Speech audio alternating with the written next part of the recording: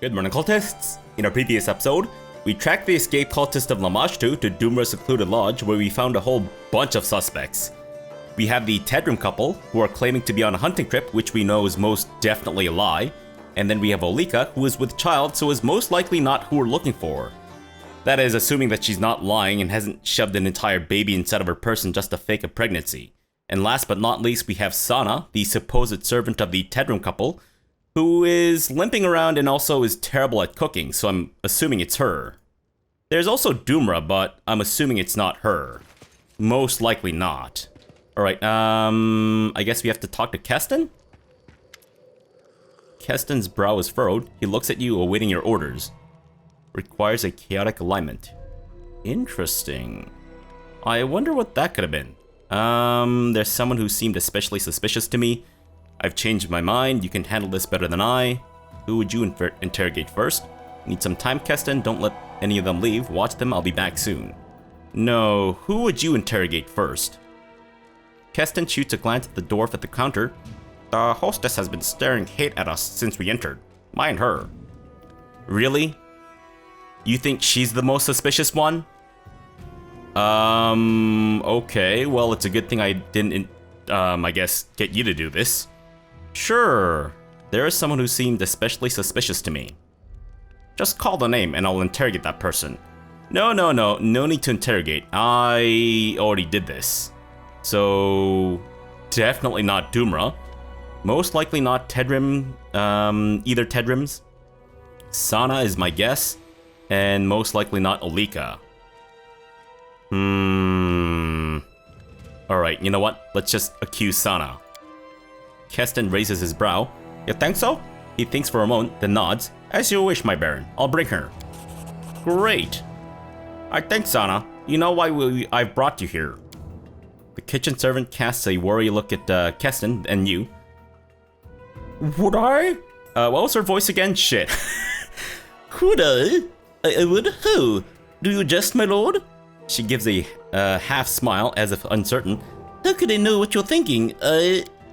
Keston shakes his head. Enough. We know who you are. Lamashtu won't help you. Sana is silent for a moment, then straightens like a serpent, her eyes cold with contempt. Is that so? Her accent has vanished, the demeanor of a peasant shed like a cloak. Then you know little of your faith indeed. I knew it. I mean, I guess it wasn't really that difficult to figure out, but still. The Great Mother is with me. Sana's voice is ice. Prepare yourself for her. Alright, Royal Rumble time, and I realize that we're not buffed. I was hoping that she would come with us peacefully, but I guess that was dumb of me. Alright, well, I don't know what she's capable of, but I guess we're starting up by yelling? What is she casting? Is she gonna slap me with her open palm? Let us strike as one. Ah, she's also a monk. I get it. She's learned the open palm technique. Fantastic. Well, maybe we can... Huh. What level is she? Level 11 cleric. Wow. Alright, immune to poison death? She's immune to death. Is that a nice way of saying that she's, or a, what's it? A euphemism for being immortal? I guess we'll find out. Oh. Oh. Alright. That Royal Rumble turned out to be a lot easier than I expected. Stop! Stop! I surrender! I surrender! The priestess of Lamashtu holds her hands over her bleeding wounds, moaning in pain. She raised the hem of her skirt and starts to wipe away the blood from her legs. Her right leg is covered with sores oozing pus and yellow ichor. Oh. That's why you were limping? I thought maybe we injured you or something. Or maybe we did, but for her to be that infected so quickly? You and your minions unleashed a blight across my lands. Because of you monsters over on the barony, and honest people live to fear to leave their homes. Tell me who you are, quick now. Tell me about the cult of the Lamashtu. All these people in the lodge, are they here because of you? I'm hoping I can ask all of these questions, but I guess we'll start with this one. The priestess of Lamashtu shakes his head and tries to close her wounds, moaning, "That's nonsense! I've heard the stories about what's happening in your barony, tiefling, but I have nothing to do with this. The Great Mother rules the monsters of this world, but if you had truly earned her wrath, your lands would be drowning in blood. No, Baron, you must look elsewhere to place blame. Lamashtu and their followers have nothing to do with your troubles." Really? But didn't we find a note that basically admitted to you guys doing this? No? Tell me who you are, quick now. I'm the priestess of the cult of Lamashtu, the Great Mother, the ancestress of monsters. The priestess struggles to raise her chin, her voice a hiss. I'm not from these lands. I came here because of the pleas of the people who seek the mercy of my goddess. Really? My people? I came to these lands in secret and hid my identity from everyone except for those initiating the mysteries of the Great Mother. My accent is terrible, by the way. I do apologize if I offend you. Even the hostess of this lodge had no idea who I was. And those looking for divine benefaction found me on their own. And there are more than the followers of Eristil would believe. Oh, I see what you mean. As in, there's more people who believe in Lamashtu than I think. Alright, so tell me about the cult of Lamashtu. We are numerous and we are strong. The tribal Lamashtu grows every day, breeds and spreads over the lands of Golarion in search for places to create new pacts. What kind of rituals were you planning to perform? Were you performing at the shrine? Where are the rest of the Lamashtu cultists hiding? Have you allied with goblins and other creatures in the area? Enough about that. What kind of rituals were you performing at the shrine when I killed your friends? And also, why am I talking so strangely today? We prayed to Lamashtu. We asked for new offsprings in the pack. We mated like wild animals, free of stupid prejudices. The priestess's lips curve in a grin. I'll spare you the details, tiefling. Those like you are unable to accept the greatness of our ancient faith. It disgusts me to listen to this. Not really. I'm not impressed with your attempt to wound my pride. The more I hear about Lamashtu, the more I favor this goddess. What else can you share with me? Not gonna lie. I think Fabrosi would actually like this goddess of Lamashtu. Yeah. Now, he's not chaotic evil. Actually, I've been thinking about Fabrosi's alignment a fair bit. I guess I've been kind of playing him more neutral evil though, haven't I? But for us to stay as a scaled fist monk, we need to stay lawful, I think. But yeah, I think Fabrosi would definitely like Lamashtu. Sure, let's go with the chaotic evil option. The priestess chuckles. Of course, Baron. Let us sit here like friends and have a heart-to-heart. Great, so where are the rest of your friends? The woman's face turns to stone. You cannot make me betray the children of Great Mother. Torture me if you like. Lamashtu will grant me the strength to endure any pain you inflict upon me. Have you allied with the goblins and other creatures in the area? No, we have the same mistress, but our paths to faith are different. Alright, enough about your faith, I guess. All these people in the lodge, are they here because of you? The priestess shakes her head. They were searching for the blessing of Lamashtu. Oh! Wait, they're all in on it? Really? Okay. Other gods have denied them, and they had to ask the mother monsters for her benefaction. The couple from Rostov, did they come to meet you? Yes. Several years ago, the lawyer defended a necromancer caught in his native city, and he won the trial. Since then, all Tedrim's attempts to conceive a child were doomed to fail. Pharasma didn't want to prolong the bloodline of a man who protected those who raised the dead. Una has more brains than her spineless mate, so she sought the support of Lamashtu. The child, of course, will bear the mark of the goddess, but the Tedrims don't have much of a choice. Pharasma memory is long. Bear the mark of the goddess? So I think, did I read something, or did someone say that children born with the mark of Lamashtu are born basically beastmen? Like half beast, half man or something? I think I read that somewhere, didn't I? I think it was a note, maybe? What's the story of the merchant's widow? Oleka, Oleka, Oleka. She's a poor girl clinging to the unborn life in her womb. The seed of her husband is too weak. Oleka's child is doomed to perish before coming to the world. So... what? She came to you for help, I guess? Is the lodge hostess involved in all this? The priestess of Lamashtu looks at Doomra in disgust. This thoughtless thing. No, she did not see. Was not smart enough to see what was transpiring under her nose. I won't offend the name of Lamashtu by calling our hostess one of her tribe. Alright, that's enough, I guess. Keston, I have an order for you. Keston turns to you.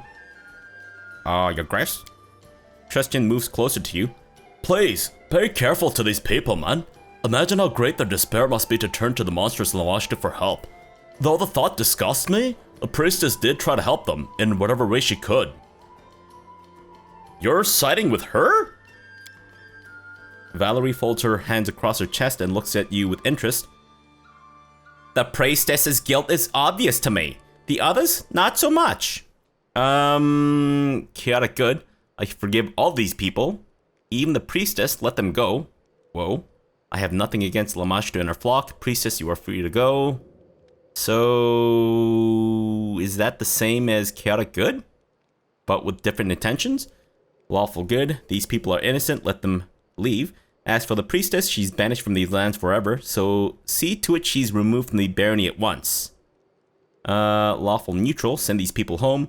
The priestess of Lamashtu must be executed. For lawful evil.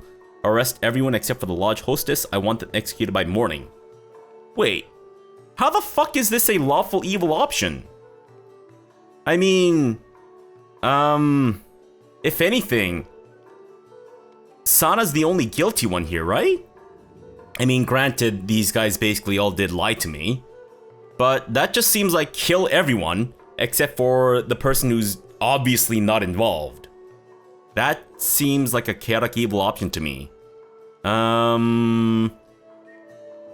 If anything, this seems more, well, maybe not lawful evil, considering that she did actually commit a crime by attacking me and, whatnot. But I guess if she wasn't really involved, if she is to be believed, and she wasn't actually involved in the summoning of the monsters or the owlbears exploding out of our peasants, then the only law that she broke was having an unlicensed orgy? And then also attacking me in kind of self-defense? Huh. Alright, I mean, going with my alignment, obviously this should be the option that we go for, right? But I don't agree that this is a lawful evil thing. Yeah, to me this just seems chaotic evil just by executing everyone, including a pregnant woman. Now, I get that her child is destined to be born as stillborn or whatever, but still a pregnant woman who's actually done nothing wrong. Besides, I guess, seek out the help of, you know, the mother of monsters, but I get that she's in a desperate situation, because apparently the priest of Farazma or whoever told her to fuck off, right?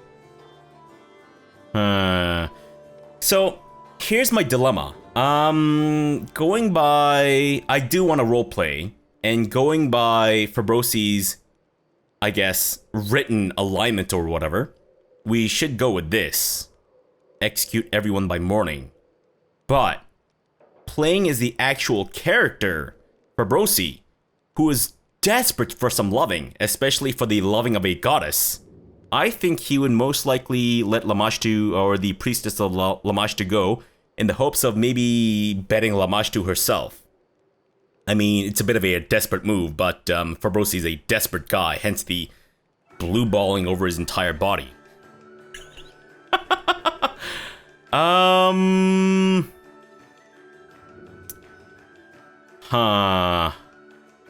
You know what? I'm actually gonna play the character, not the alignment. Yeah. In the hopes of ingratiating himself with Lamashtu and hopefully betting her, I think we're gonna go with this. Yeah, I have nothing against Lamashtu and her flock. Priestess, you are free to go. Although, I may try exploring the different options in between episodes or something, just to, see what happens. Alright, sure. Though, I'm certain Valerie's gonna be very upset about this, right? Most likely. Alright. We've, made the decision. Keston looks at you as if you're mad. Let them go. All of them. But, he hesitates for a moment, then seems to remember his place and nods calmly. As you command, your grace. Valerie looks at you like you just grew a new set of horns. Then she rolls her eyes and suddenly turns away. Oh, Valerie, don't be like that. We're not playing Fable. I didn't actually grow new horns. Although, I mean, Fabrosi already has horns. So I don't know what the fuck you expect from me, Valerie. Come on. Sana blinks and sweeps her eyes over you, as if just noticing your presence. Well then, it seems I shall serve the Great Mother in these lands a little longer. If you wish to speak or ask something, come to the shrine of Lamashtu. That's where you'll find me. Why would I want to speak to you? Oh, maybe I can bed you or Lamashtu. Keston throws a tired look over the lodge and rubs his chin. That's all. He looks around the lodge. Well, deal with these people as you ordered. I suppose it's a relief. It'll be a relief to get to Dumra to get rid of such troubling guests. I thank you, Your Grace, for your help and your wisdom. A pity we didn't discover the true reason behind the blight. So, we're buying Sana's explanation about, or her quote-unquote truth about, not unleashing the beasties onto our barony, right? Or what? I don't know. But at least we have one less mystery in our hands. Have a safe journey, my baron. Great. Did I just level up? Nope, that's just experience points. Gotcha. Dumra? Are you good? I guess you're good. Well, all of your patrons have left, so sure. Alright, so what do we need to do now? Attend the council. We scouted the whole barony, visited goblins, dispersed the cult of Lamashtu, even participated in a real vivisection. Now it's time for everyone to meet and discuss what we learned about the source of the disease. Sure, but she told us to go visit her at the shrine of Lamashtu, so let's go see her. And maybe she'd like to reward me with some, sexy times with what is basically Slaanesh? Kind of? Well, I guess Slaanesh isn't really the god of monsters. No, I guess all the chaos gods are kind of gods of monsters or whatever, but still. Alright, Sana, I hope you're wearing something sexy, because Fabrosi's here to, spread his love. There you are.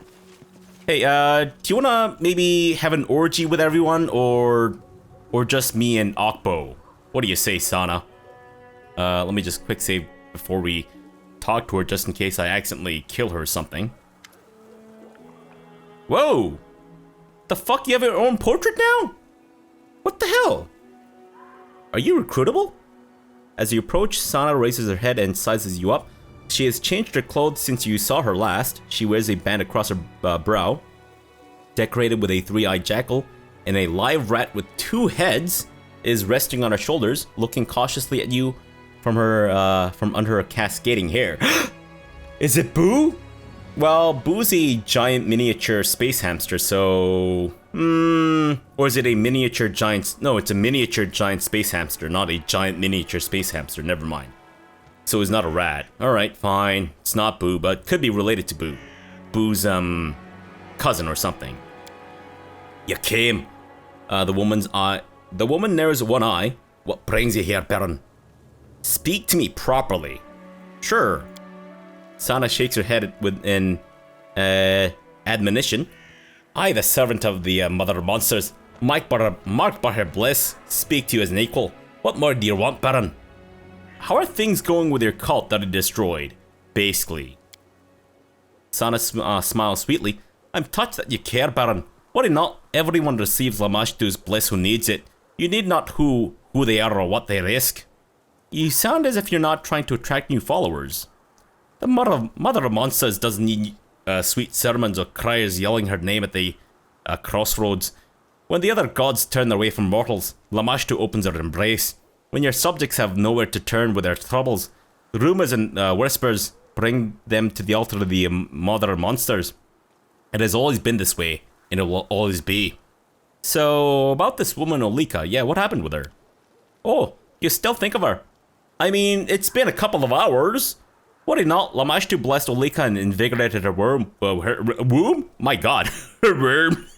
What the hell was that?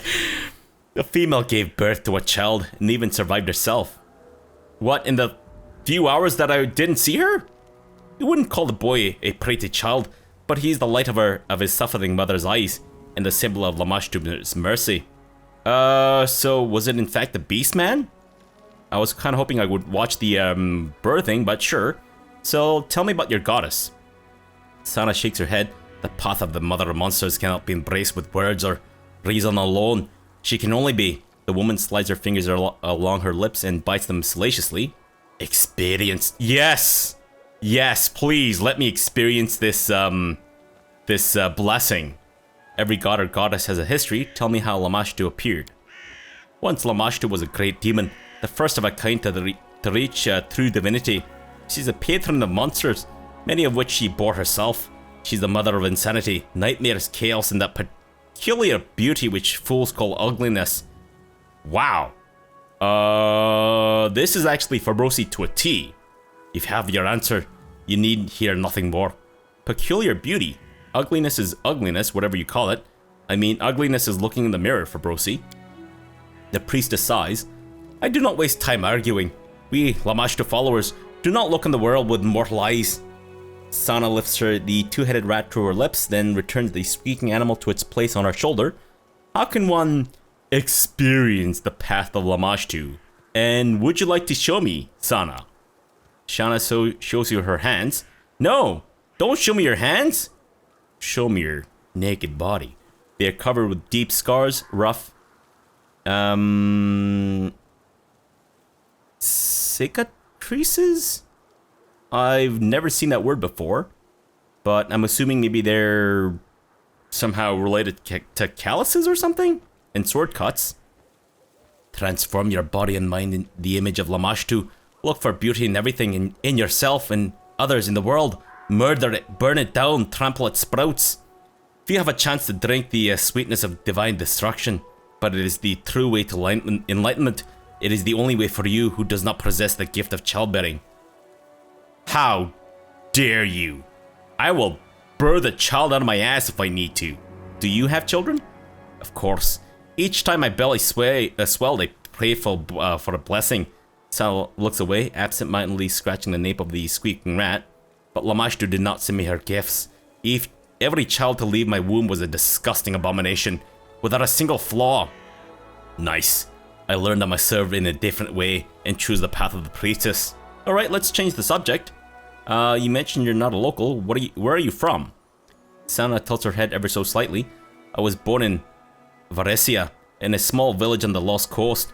Despite the history of that place, it could never be home for me all my passions. Since then, I've traveled far, bringing Lamashtu's gifts to all who need them. Alright, so tell me about the Lost Coast. They say that in the olden days, this land was cradled for many of Lamashtu's children, but I don't know this to be true. Today it's too noisy for those who are like me. So what are these passions you speak of? Sana smiles bleakly. I played with living toys long before I became a priestess of Lamashtu. As a child, I did not know my love for wickedness was a sign of a special destiny.